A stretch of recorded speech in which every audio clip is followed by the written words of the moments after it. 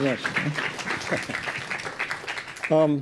You know, it's really appropriate. I'm going to start with a story, which I think the timing is actually really perfect, because this story I'm going to share happened about 3 years ago. And it takes place up at the Gunks. Anyone familiar at all with the Gunks up in New Paltz? Yeah, I don't know if you've gone hiking. It's a terrific area to go hiking. And my wife and I, as Sumette said, we live in the city, and we, as you know, living in Manhattan, you get pretty busy, particularly in the fall time. So we normally get stuck in the city. We don't go out to enjoy the leaves. And about 3 years ago, I said to my wife, Deborah, Deborah, let's go out. Let's really enjoy the leaves. And what we'll do is we'll take a day off from work, and we'll go during the middle of the week so there are no leafers around. We don't have to worry with the traffic or anything. And we'll just explore the leaves and the wonderful fall season. So we went up. This is a picture. I didn't take this picture, but it represents what the Gunks look like during the fall season. It's absolutely beautiful. So we're really charged, and we go up and we drive up there, and it's only 2 hours away, so it's a perfect drive. And we plan everything out. And of course, as we get up there, we're driving halfway through, we get a flat tire. So what do we have to do? We have to spend most of the time, the rest of the day, fixing the flat tire, getting it repaired. And by the time we get up to the Gunks, it must be, I don't know, it must be like 3:30 in the afternoon. So that's pretty late. Remember, it's fall. It gets dark early. So anyway, we decide, we dump our luggage in the bed and breakfast, and we head right to the state park. And this was amazing, particularly if you have a car in Manhattan. We have a car in Manhattan. You'll appreciate this. We drove into the state park, and we saw one of the largest parking lots in the world. I mean, all these spaces, and there was nobody there. It was the middle of the week. There was nobody there. So what did we do? We parked right up, pulled right up to the trailhead, and we began our hike. And it's just a beautiful day. There wasn't even a cloud in the sky. The air was crisp. The leaves were golden red, and it was just beautiful. My wife and I, we're hiking along, and we're holding hands, and we're laughing, and we're just having a really great time. And all of the tension, all of the anxiety, all of the stuff that builds up over the day, the week, the month, all of it just dissipated out. Gone. And we were having such a good time that we didn't even see that it was getting dark. And all of a sudden we realized, hey, it really is getting dark. It's like 5:30, 6 o'clock. We better head back to the car, because if we don't get back to the car, we're going to be lost in this national state park. So what do? We go back to the car, and we said, we're feeling so good. Let's just go to the restaurant. We'll have a great meal, bottle of red wine. We'll have a great time. Yeah, let's do that. Turn on the car, turn on the lights, back out of the slot, go to the exit, and coming up right to the exit, about to go out of the state park, is a big chain blocking the exit. So we're sitting there in the car, kind of, what do we do? Now, all these, if you were observing us, you would just see two people sitting in a car with kind of these perplexed look on their faces. But meanwhile, we have all these thoughts going on, like, hey, why didn't we leave earlier? And what do you do? What do you do? This is a national state park. Who do you call? And I'm thinking, I'll let my wife call. My wife is thinking, I'll let Andy call, And all of a sudden, we get into these silly little arguments. And I can't take it, so I back up the car, and I see this chain, 2 posts, and I'm going to go up the side of the post, around the side of the post. And there's a little hill, so I start to go up that. And as we go up that, Deborah yells, Andy, stop the car. So I stopped the car. I said, Deborah, what is it? She said, Andy, look, those rocks. If you go up, you're going to kill the carriage of the car. And you know what the worst part was? She was right. So I had to back up, right? Back up. And now we're sitting there, and everything's ruined. I mean, that's how we're feeling. We're now tense. We've got a little silly argument. It's just that feeling of like, oh, this is terrible. Nothing's going right. Now, Deborah says something. She says 3 little words that change everything. Everything. And what are those 3 little words that she says? Well, before I tell you that, let's go into a little bit of what was going on.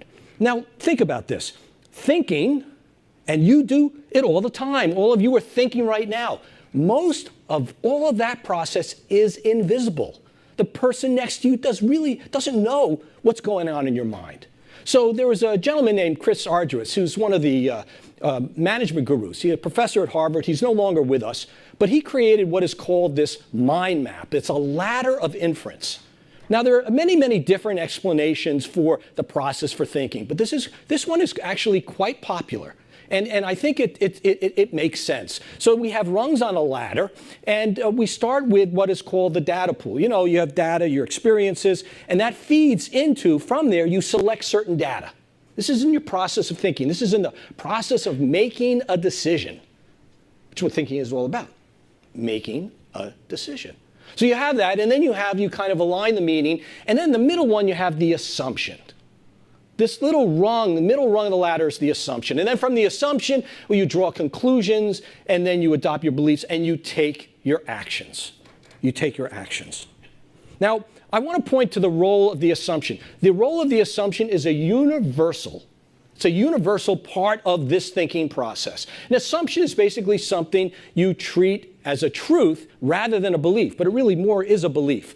Most assumptions actually are taken for granted. Now, I'm excluding, for example, insurance assumptions, certain scientific assumptions. These are the assumptions we make during the course of our daily decision making, is what I'm referring to. And many of the assumptions are subconscious. You're not even aware that you're making them. And that actually has a benefit, because if you had to stop and examine every assumption, then you couldn't exist. The world would stop. So they serve a very, very important element of the decision-making process, but it can get you into all kinds of trouble. So what did my wife say to me? What were the 3 words that changed everything? So remember, let's go back, sitting in the car, it's pitch black, the lights are on, this chain, 2 posts, stuck in a national state park. And Deborah says to me, she says, Andy, where's the lock?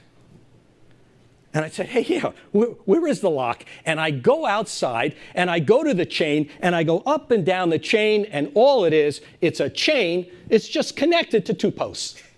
So I unhook one of the posts, and I walk back to the car, and I'm smiling, and underneath the windshield wiper, an 8x10 piece of paper, it says, if you leave the park after 5 o'clock, make sure you unchain chain the post and chain it back. Okay, so my wife and I saw a chain. What was our assumption? Locked, right? We're locked out. And because of that, what did that do? What did it create? Tension. It created tension. Now, who was responsible for creating that tension? Who was responsible for that reality? Was it the chain, or was it my wife and I? It was my wife and I. You see, that is the power, the role of the assumption that can take, and it happens instantaneously.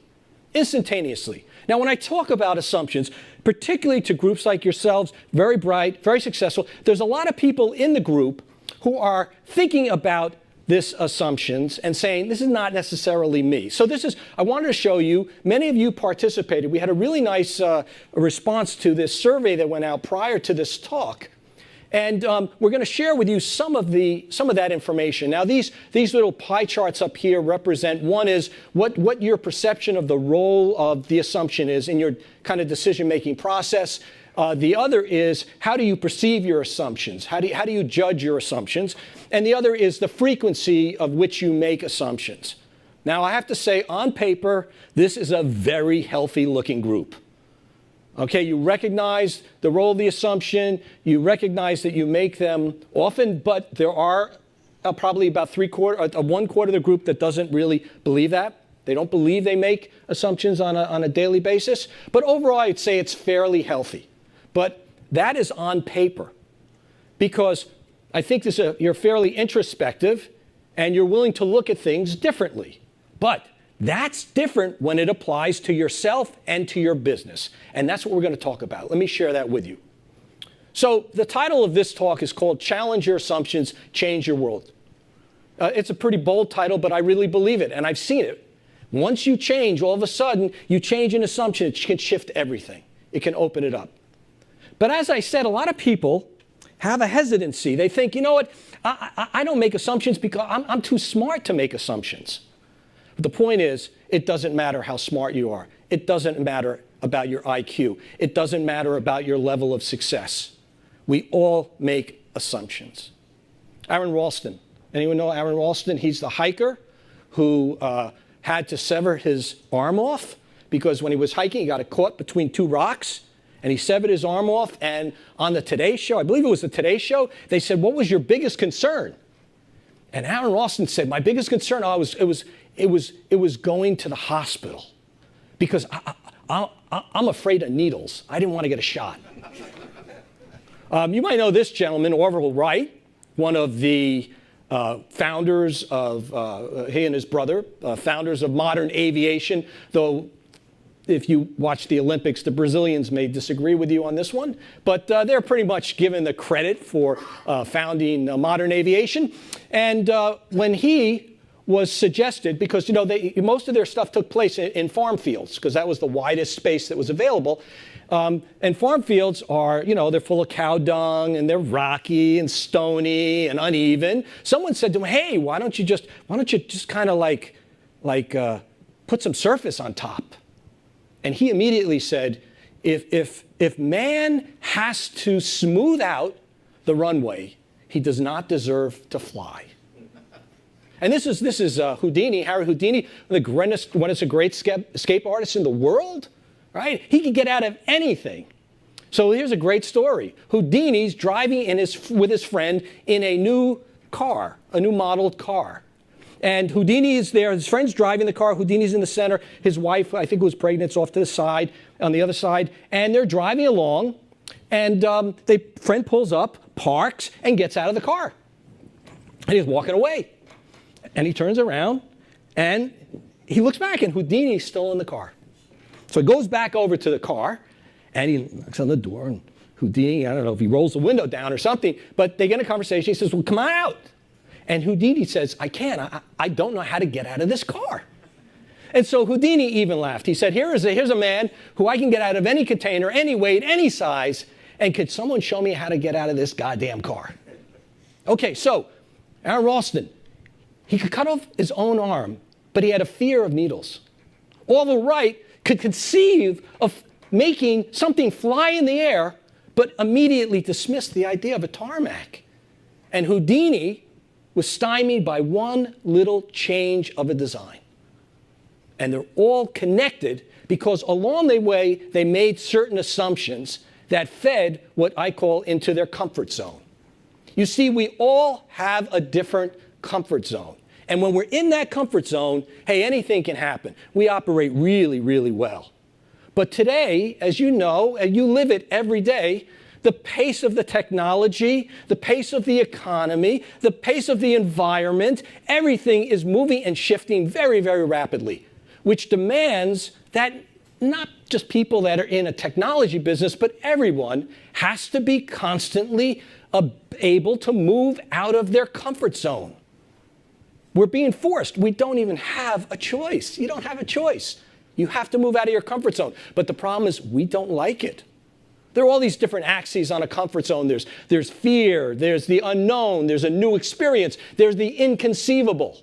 And when we're faced against that, those axes, what we do is we want to come back into our comfort zone. But we can't just move back into our comfort zone. That wouldn't be cool. I mean, I don't like it. I'm going back into that comfort zone. No, that doesn't work that way. What you do is you find a number of assumptions which then allow you to justify moving back into that comfort zone. And that's what you do. You use your assumption to move back into your comfort zone. And once you're in it, all those assumptions, they seem perfectly clear. They're perfectly justified. But the problem is now they've acted as a barrier for you moving forward. They act as a barrier for you being able to change. They act as a barrier to propel you into areas you want to go, but you're uncomfortable doing. So the key is to be able to, one, be able to recognize that you make assumptions without judgments. That is actually one of the most important things. Most of us, we'll say, okay, assumptions like the survey showed, assumptions are okay, they're good. But you know, most people, when I really start talking to them, and I recognize or identify assumptions they make, they say, oh, I shouldn't have made that. Oh, that was silly. See, they're judging themselves for making it. Once you start judging yourselves, you no longer have the freedom to actually make them. So the key is just accept it. They're not good or bad. They're as natural as breathing. They are a rung on the ladder of inference. Okay, now the next term, once you recognize that, is called an assumpт. Now the assumpт is a term I made up. You can use any phrase you want. After actually doing some research and test marketing it in groups, the assumpт actually sticks. There will be some people here that will use the assumpт within the next hour or 2 hours. But the assumpт is a very, very simple idea. The assumpт is basically that you're recognizing that you make an assumption. It's training your mind to recognize that when you're stuck at a certain junction, that is your assumption that is keeping you back, like that chain is keeping you back. That the reality that you feed into that assumption, the reality, the power you give that assumption, hey, you know what? Maybe there's some truth behind it, but maybe it really is more of a belief than my actual truth. And so that is an assumpт. In my terminology, you hear me use the term, my assumpт is this. I'm just recognizing that what I'm saying is not a fact. It is more of a belief. And it also serves as a mental function for me to be able to surface those to the top. Now, the next question is, how do you know? If most assumptions are subconscious, how do you know you're even making it? Well, if most leaders, you can see this, leaders have an expression that the assumption is the mother of all screw-ups, to be polite. So we've created a thing called DAD, the counteractive of that. And DAD is the Dangerous Assumption Database. And it's what we found is one of the easiest ways to identify that you're making an assumption is to be able to just hear yourself saying certain words.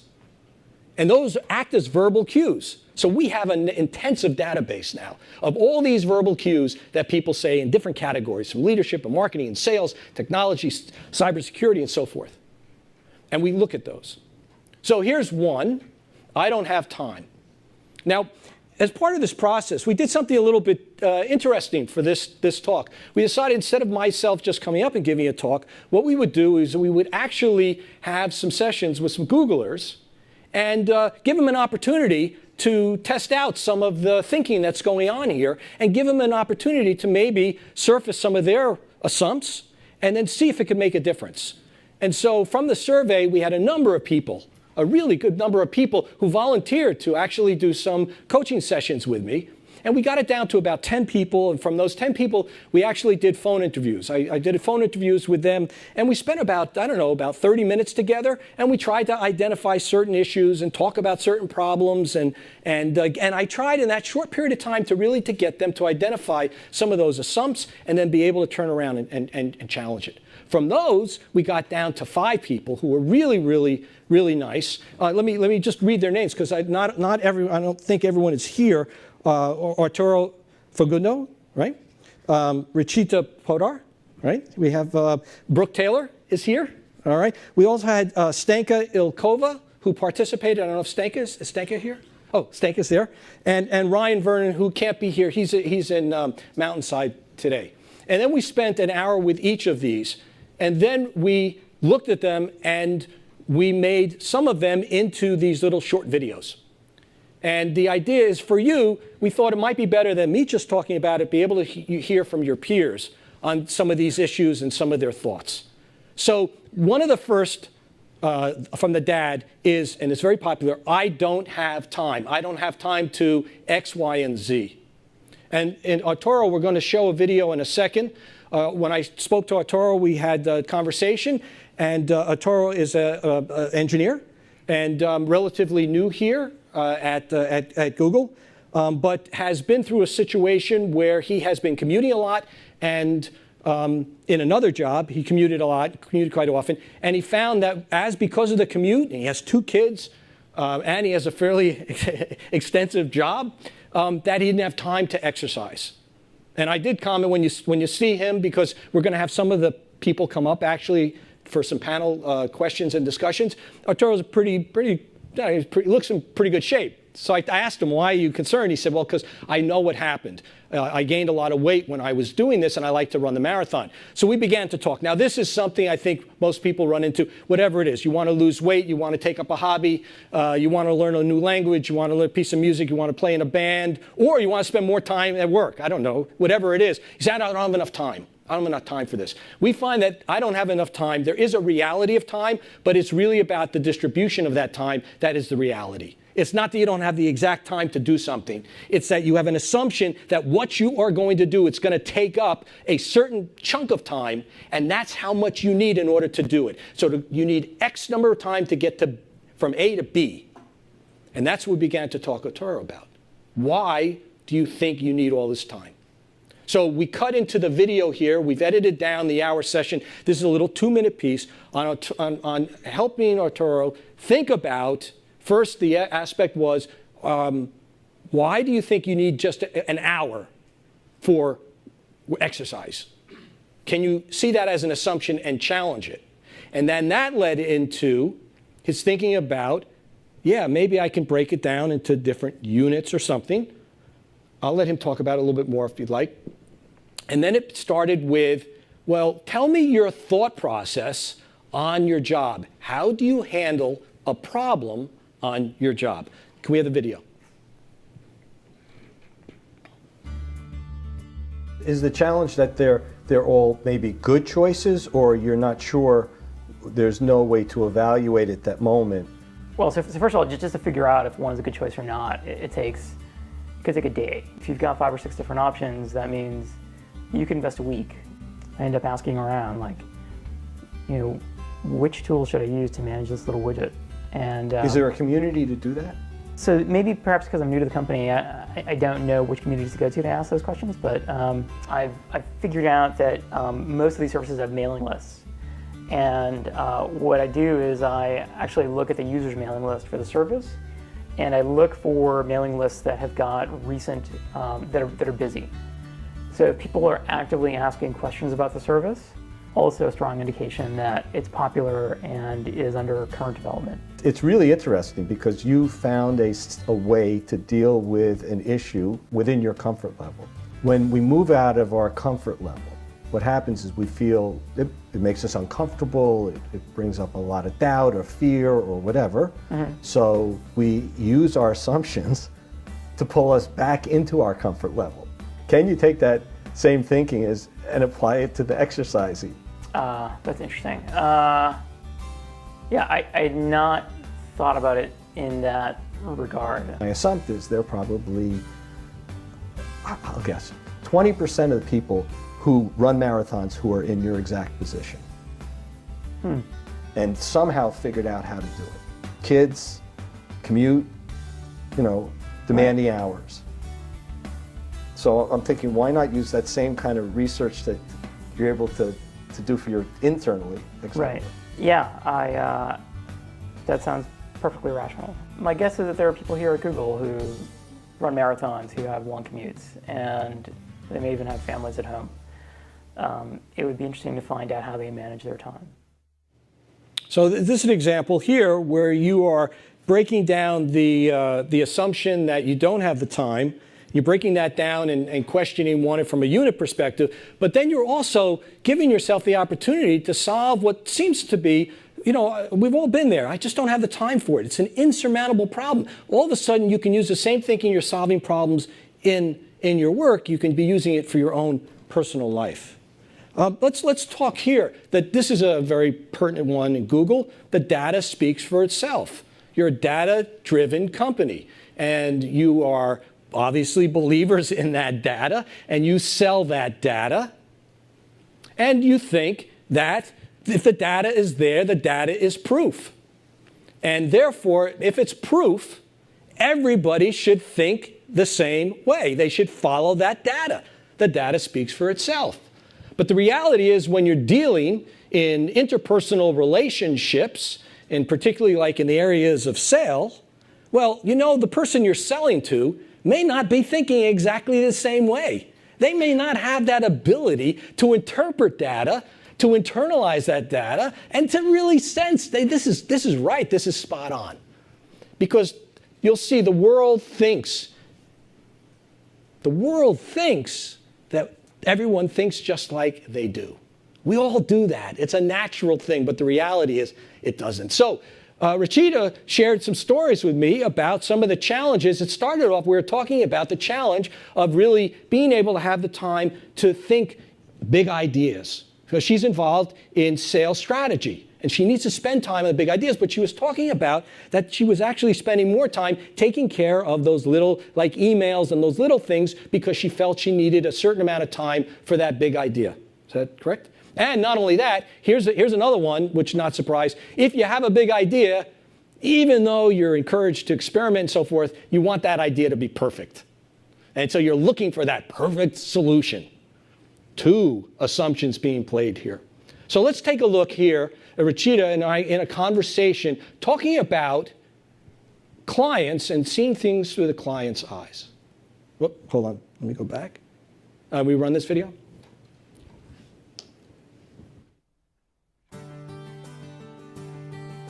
Tell me about maybe some of the assumptions your clients make in terms of pushing back with a new idea. Yeah, the hardest one to deal with is like they're always like a little wary of Google. What is Google trying to do with my data? Or is there something, some new product you're going to build that you're going to compete with us where this will, you know, create vulnerabilities? And I mean, that's happened in the past. So they're always a little skeptical every time we go with a new opportunity. Your task, you have to create something new, something creative, right? So if you think of it as circle, so starting at the top is the task, new, in which you create a new idea. You present that new idea. So that's in the 6 o'clock. You're presenting the new idea. Now, when you present something new, to most people, that is something that requires them to make a commitment or to spend extra money. What do you think, if you had to describe an emotion that goes on, what emotion does that kick off? Fear, I guess. Fear, right? Yeah. Fear, Anxiety. and anxiety. Yeah. So if you have a new idea and it generates anxiety, how are they gonna eliminate that anxiety?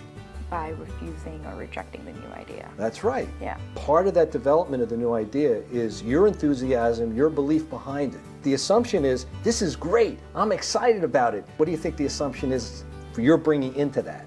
They should hopefully be excited and happy and yeah. Right. Yeah. Right. We tend to see the world through our eyes. Right.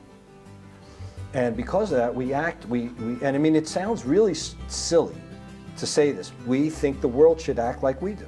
So we're excited about an idea, we're excited about an idea. You know, if we don't like an idea, we think no one else likes the idea. Or if they do like it, they're stupid or dumb or whatever. Right. So the aspect is, part of the development of creative idea is to be able to manage anxiety in order to sell that idea through. Okay. Because you have you have to break the circle of anxiety. I mean, I guess one thing we can do is frame the problem before even presenting the idea. So the ideas are generally solutions to something that need to be fixed, or even if they don't need to be fixed, they could be better. So we could frame the problem and say, hey, we think there is an opportunity here for us to improve X, right? And so at least then they get in the frame of mind to be thinking about ideas themselves, to be open to ideas, to be open to different ways of doing it. So kind of just really getting them bought in to that solution, because then, you know, then it's not something new that's coming in, it's something that they're already thinking about and they're already trying to solve for. Something Rachita said I think is very important. I'm just going to pass on this, go over this very quickly, because it's called pre-engagement. So when you're in a situation where you're going to present data, and your assumption is the data is really strong, but the assumption is it speaks for itself. One of the greatest ways to sell in any kind of information is to create a little storyline or something that creates a little suspense before you actually present it. You pre-engage that individual. A simple example would be like Nike's ID, where you can go on and you create your own sneaker or shoe before you actually buy it. You know, so you're pre-engaging that customer. You're pre-engaging your leader. You're pre-engaging your manager. So these are just something you might want to think about. The last one we're going to talk about in terms of from the dad is this one. This is from Lazarus Bach's book. If your goals are ambitious and crazy enough, even failure will be a pretty good achievement. So, you know, Google here is famous for, you know, supposedly encouraging failure and so forth. But the reality is that failure itself is a giant assumption. It is a big red flag. And this showed up in the survey. If you want to just take a look at this, is that we asked people, you know, in Google, if you fail, how do you think your peers are going to perceive you? And one is, oh, well, I'm very fearful. Two is I have a lot of fears. So there is a lot of fear of how your peers are going to judge you if you fail. And then we asked you, how are you going to feel about yourself? That blue is, I'm going to feel pretty bad about myself. The majority of people, even though you live in an environment that says, try it, if you fail, it's okay, we encourage you to fail, there are conflicting assumptions that are going on here. And this is really important. I raise this because failure is a key element in your business, whether it's in technology or in sales. And you have to, or I'm suggesting, you really see it as an assumption failure and begin to see it, surface it, and give yourself a chance to challenge it. We'll talk just a little about that process. So let me just give you one little quick story about how this kind of applies. This is called the spin pop. This was one of the first, I believe it's called an interactive toy back in 1990, 92, I think. And this guy created this toy. This is a lollipop. You put this lollipop, the lollipop sells for 25 cents a dollar. Put it into this item here and allow it to spin. And now you can charge $4.99. Brilliant, brilliant idea. And it was so brilliant, the guy who owned this company sold it, made a ton of money, and he went off to retire. But he really didn't want to just retire. He loves mass market products. So he went to the supermarket with two other guys, and they went up and down the aisle, and they decided, what we can make? What's something new we could do? And they came to the toothbrush section, and they said, this is kind of cool, toothbrush. It's growing, because, you know, the toothbrush always seems to get larger and larger. But they said, if we make another toothbrush, big and long, wide, bristles, whatever, we're going to be like everyone else. How can we be different? We'll create an electric toothbrush for under $5. For under $5. Now, you have to remember, there are people out there that manufacture and make and are the experts. You know, they're the Oral-B, the Sonicare, and they have all kinds of assumptions. You know, like, hey, we're the experts. We know how to do this. I'm sure you've heard this around your office space. Oh, we're the experts. They're the experts. I'm the expert. I know what I'm doing. In other words, the cost to make this is prohibitive. You can't do it. Oh, $5? No, it costs $75. We sell these for $75 to $150 electric toothbrushes. You can't do that for that price. We are the smartest. We are the smartest. If we say it can't be done, it can't be done because we're smart. The end user will never buy it. They'll never get it.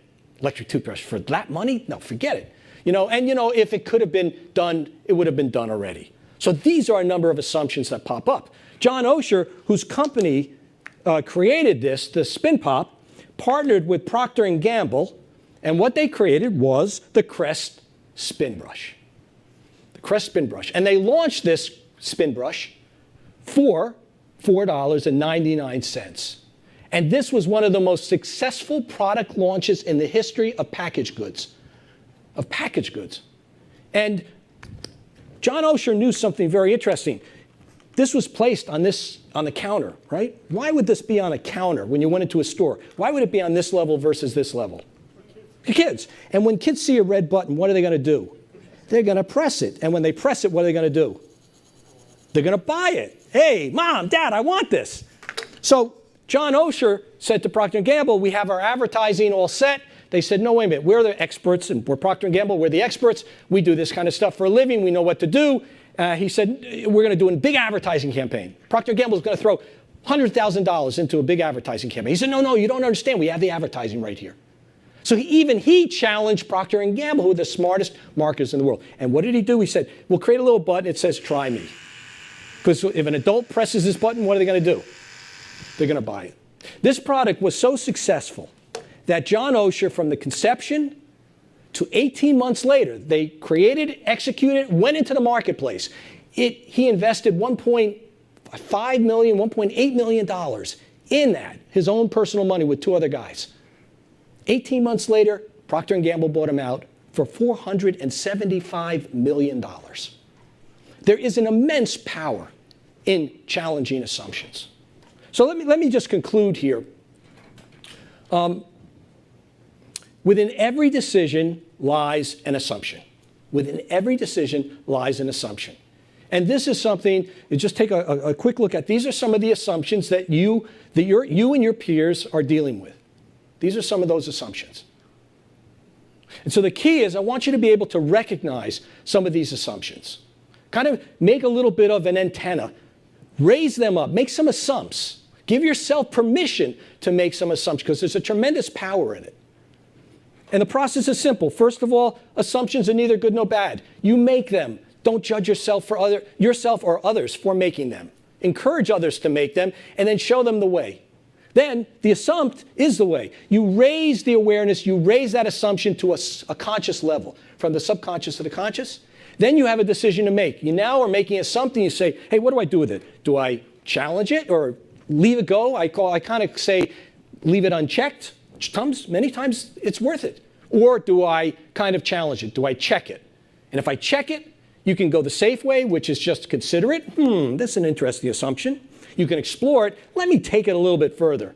Or the fastest way to create new ideas is to identify your assumption and then reject it. Because it closes the door from any present thinking. It propels you forward. It propels you forward. So before we bring the panel up, I want to thank you for your time. I know it's lunchtime. If you would like some of the, be on the list for some dads, we have a little mailing list. Just send me an email. You can send me an email at my address at andy@andycohen.com. You can connect with me. And I love people share stories all the time. So we're starting in a sump.com website. We're now starting and we're going to curate stories of people making assumptions. Also, after this, there's books to be, I think there's a discounted price or something at the back. And if you'd like, I would do some signing. And so I'm going to sign off with one last little message to kind of hone in on what we talked about. I'm going to do a magic trick, and I'm going to make this Coke bottle disappear. Watch. Watch. Look at that. Oh, I'm getting some laughter. I'll do it again. I'll do it again. Take the Coke bottle, put it in the bag, and I'm going to make it disappear. Now, I know what you're all doing. See how fast you make an assumption? You're all assuming that I am holding the Coke bottle, right? That's just, you don't even think that you're making that. Excuse me. Excuse me. Excuse me.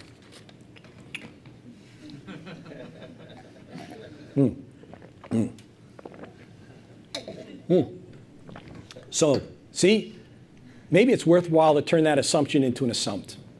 He's holding the Coke bottle. That's an assumption. Maybe it turned into an assumption. Okay, and my assumption is he's holding the Coke bottle, but maybe I will challenge that. If I challenge it, maybe he has a special bag.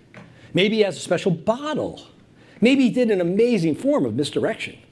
Maybe he hypnotized all of us at the same time. You see, when you take your assumptions, surface them, turn them into assumptions, that gives you a power that you didn't have before. And that's when the magic of innovation and better decisions happens. Thank you very much. And I think we're going to bring up the panelists. All right, folks, at this moment, we'll invite those Googlers who participated in coaching sessions with Andy up onto the stage just to do a quick discussion about the process that they went through and anything that was interesting or exciting for them. At the same time, we also have some mics in the stands here, so if there's any questions you guys have, feel free to come up to the mics and just line up there. And at the end of that, we'll kind of address questions. Yeah. Cool. All right. Back to you, Andy. Yeah. Okay. Yeah. Do we have any questions? Well, maybe do you want to just talk briefly just about the experiences we've had and describe maybe what you do and. Sure. Yeah. Hey guys, my name is Brooke Taylor. I am on the GMS agency brand team, which is in the sales org. Hi, I'm Ruchita, and I'm a strategic partner lead in the PBS organization. My name is Arturo, and I am a software engineer in CorpEng. Okay. And Brooke, can we start with you? Could you talk a little about the experience of us working together, and maybe some of the things you maybe did try, hopefully tried something, or? So what Andy and I discussed was the fact that during big pitches, I often go in with the assumption that my team and I need to be loved for our insights. And my assumption is that I need to come to the meeting and to the pitch with data that's going to dazzle them. And as such, I need to kind of figure out what that data is and what that key insight is going to be.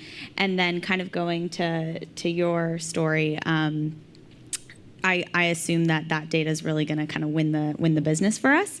And one thing that you helped me push on was you asked me, have I ever asked them during the pitch when I'm showing them the data and they're just kind of smiling and nodding and not really asking questions about it and not really engaging with it, and it's not the type of conversation that I want to be having. Have I ever asked them, well, what insight would you want to have instead? Or what data can I show you that would change your mind?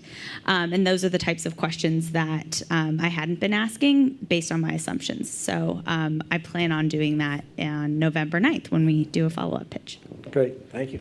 And Rachita, you were talking about the development of your kind of big ideas and having enough time. We talked about that. Could you talk about the...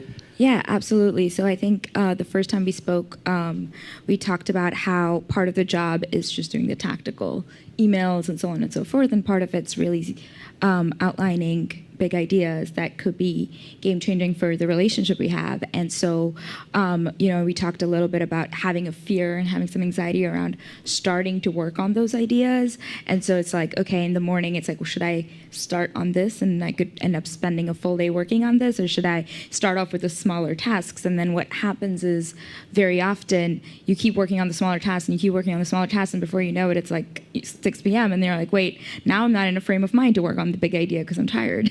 Has anyone experienced that? Can we raise a hand just so Rachita doesn't feel like she's alone in this? All right. Looks like most of us have gone through it, yeah. So anything, I think you came up some solutions, didn't you? Right. So one of them was just, so I think, Andy, you had a really good point. It's like, what is it around? And a big part is this is around time, that I need 2 or 3 hours of uninterrupted time to work on this to actually get somewhere meaningful. And then the other one was around I need to be in this perfect frame of mind where I'm feeling motivated and creative and productive and all of those things. And those were 2 big things kind of holding me back. And so I think the thing that I started doing after a conversation is maybe saying, I'm going to work on this for half an hour, and maybe I won't make any progress, but let me just carve out half hour in the morning to start on the stuff that I otherwise don't get around to. And then, what I realized was once I put in that half hour, firstly, you can get a lot done in half an hour. And then the other idea is once you kind of started, it's easy to pick up when you have 20 minutes of time between meetings or at other times, and you don't really need 2 or 3 hours of uninterrupted time or this huge chunk when you're at your best. You can get a lot done even if those things aren't true. Thank you. Vitor?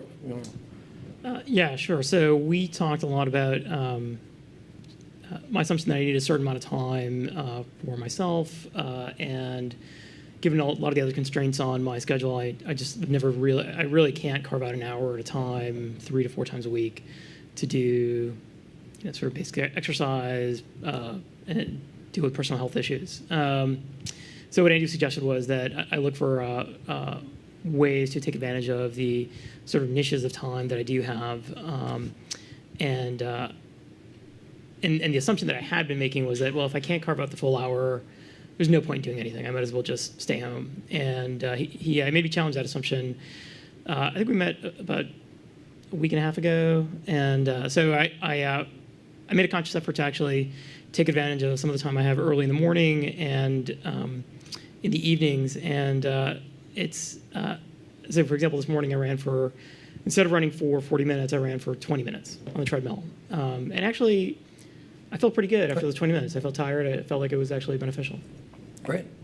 And it was when we were filming this, I think Matthew, who did all the great filming and editing on this, ended up telling Vitor that there's a marathon group within Google, and they got in a conversation that you could tap into to ask them, because there's got to be people there that have that problem. Well, we have someone bold enough to ask a question here.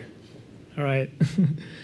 My question is, when you fail, like people assume that you are bad, right? Like that's kind of a barrier for people to try new things. So how do you get others to challenge their assumptions? And you want, so wait, let me ask you a question first. How do you feel about it when you fail? When I fail? Yeah.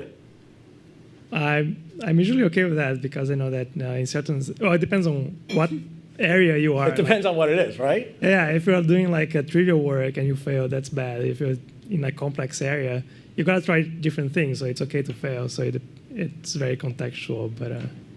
Okay, so it's a really good question. So this is an issue, particularly in the survey it showed up that in Google has become a much more complex place to work in because it's gotten so much larger, so much bigger. And because of those complexities, it gets more layered and trying to understand who's the decision maker. If I do something, who has the influence, who's going to recognize it? I mean, who's going to recognize the merit and so forth. So sometimes there are real failures. So if you're in England and you step off the street, you look the wrong way because you used to be in the States, and you get hit by a car, well, that's a permanent failure. I mean, you die. I mean, you're not going to get around that. But outside of that, most failures in reality are really a management of assumptions. So one of the ways to manage failure is to manage the assumptions around those failures. If you're able to, before you present something, I mean, I've done this myself. I've learned the hard way. I once had when I had my advertising agency, we did a major television campaign in which the results were measurable. And it flopped. It was terrible. And we had a meeting with 5 of the key people from the client side. And I called up the CEO and I said, listen, can we cancel that meeting? Why don't we just meet? So we met. He canceled the meeting. We met. And I told him. I said, numbers didn't come through. And he didn't care. He said, okay, they didn't come through. Why? And we kind of dissected. He was disappointed, and it was up to the point of discussing if there'd be more money there to spend on the media. But you know what? That was the end of our relationship. It was the end of the relationship. Because he said, why did you cancel this meeting? You made me look bad in front of your people. I thought I was going to make him look good because I was going to just present these results, but I was only looking at it from my perspective. I saw it as if I failed, or my agency failed, and I was bringing him bad news. His was, this happens, and you just made me look bad in front of my people by canceling a meeting. The point is, I didn't align those assumptions behind it. Half the time, failure has nothing to do with the actual data itself. It has to do with the expectations of the other people. So you asked, how do you counter it? You have to go in, understand what their assumptions are in terms of their expectations, and to be clear as you can in understanding what they are, because they may be very different than yours. And I'm not saying that's going to eliminate their reaction to failure, but I think that it will enhance the ability to make a much smoother transition and a conversation going through. Okay? Thank you. Thank you for the question. Yes? I find for myself the most difficult part in sort of checking my assumptions is realizing that I'm assuming things, right? It's like in the moment I'm just going along with my thought process and I sort of mentally skip that step of making all sorts of assumptions. Do you have any tips for how to remember in the moment or how to realize, hey, maybe you're making some assumptions that should be checked? Yeah, those goes back to what I call the verbal cues. So I'll give you an example that this is something I use personally. Business is tough. Business is hard right now. I mean, I think it's a lot of the principles that I use to generate a business, to grow a business, those fundamentals aren't applicable anymore. And so I found myself at times where I was applying those fundamentals saying, it's not going to work. I can't do it. We can't do it. And then I say, every time I say that, I realize that is a giant assumption. It's not that I can't do it. Not that we can't do it. Maybe I don't want to spend the energy trying to do something different, right? Maybe I fear what happens if I give up the old and try something new. So that's a very, very simple cue. When you feel and you say, I can't do it, take a look and just say, that's a big assumption. Another one is they don't get it. They don't get it. That's another cue. That's really saying, yeah, they don't get what I want them to get, and they're not reacting the way I want them to react. So that's just a verbal cue that you're seeing the world through your eyes. And once you do that, say, wait a minute. Yeah, they're not responding the way I want, but instead of saying to them, they're a jerk, say, why is it? What am I not doing that they're not getting? We talked about the circle of anxiety. Am I not managing their anxiety so that they feel more comfortable to make a decision? So those are two things. Thanks. Okay, thank you. Any other questions? Okay. Do you have some summary? Yes. Well, I just wanted to kind of do the wrap up for today. Thanks everyone for kind of coming. Thanks to Andy for coming and giving the talk. Googlers who participated in the coaching sessions. Give him a nice round of applause. Yeah.